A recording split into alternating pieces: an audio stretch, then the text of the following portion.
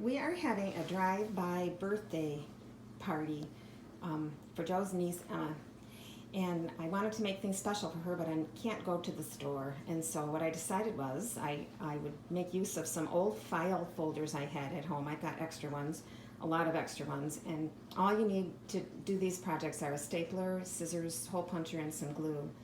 I started by cutting one of the file folders into the shape of a D so I could make a cone out of it, and I ended up making a party hat for the dog so he can wear this hat and stick his head out the window a little bit and smile.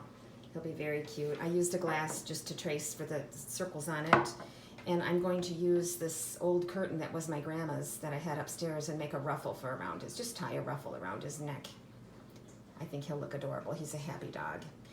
And then I took some file folders and I cut out a flower shape to use as a stencil and then traced it over and over. I made a dozen of these, and I'm going to decorate the car with these flowers.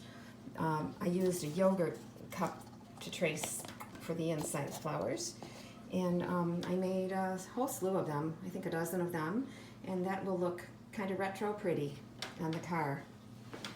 I wanted to make Emma a happy birthday sign for the window, so I did, and I ended up stapling 4 of the folders together and then cutting out letters out of the other folders, and I realized that I could use the holes from the hole puncher because I don't like to waste anything these days, and I decorated with the holes from the hole puncher to make it look festive.